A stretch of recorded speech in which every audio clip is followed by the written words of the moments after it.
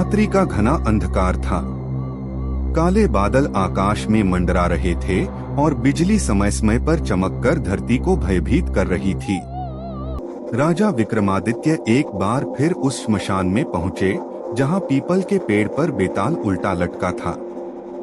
जैसे ही उन्होंने उसे उतारा और कंधे पर रखा, बेताल ने अपनी वही पुरानी शैली में कहा, राजन, तुम बार बार मुझे पकड़कर ले जाते हो, लेकिन आज जो कथा मैं सुनाने वाला हूँ वह न केवल डरावनी है बल्कि उसमें एक ऐसा रहस्य छुपा है जिसे जानने वाला या तो पागल हो जाता है या मर जाता है।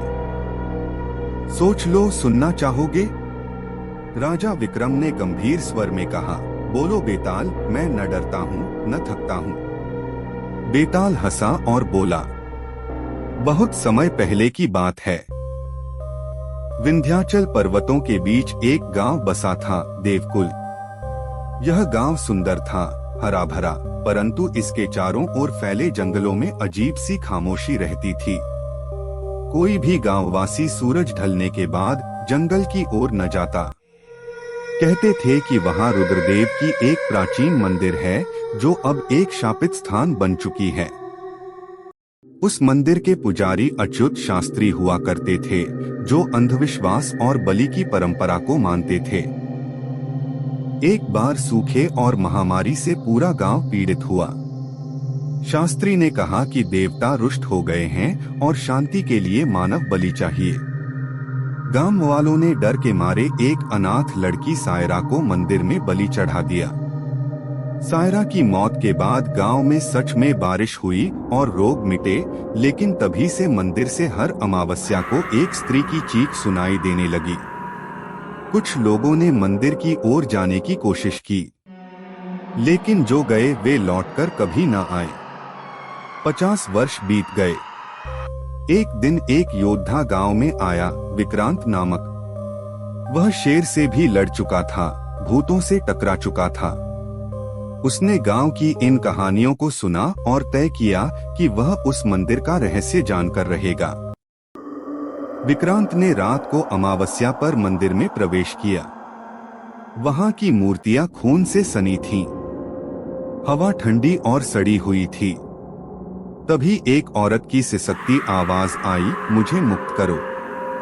विक्रांत ने जैसे ही मंदिर के गर्भगृह में प्रवेश किया, उसकी आंखों के सामने एक अधजली लड़की की आत्मा प्रकट हुई। वह सायरा थी। उसने रोते हुए कहा, शास्त्री ने झूठ कहा था, बलि व्यर्थ थी।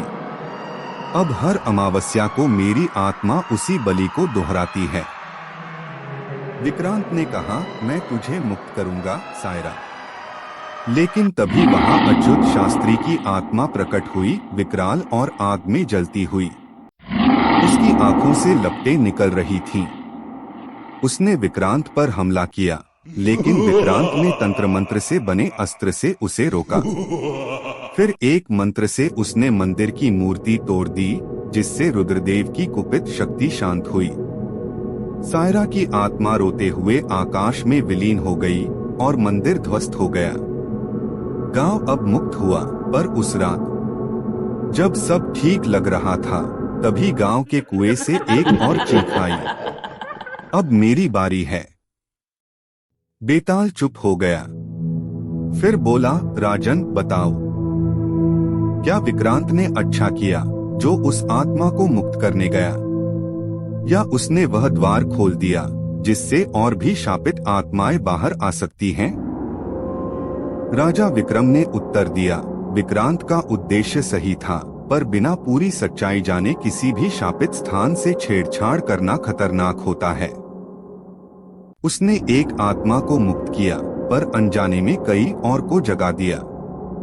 यही उसका दोष भी है और बहादुरी भी। बेताल मुस्कराया, फिर चिल्लाया, हाँ हाँ हाँ, तुमने फिर उत्तर दे दिया। अब मैं उड़ चला। और वह फिर उड़कर पेड़ पर जा लटका।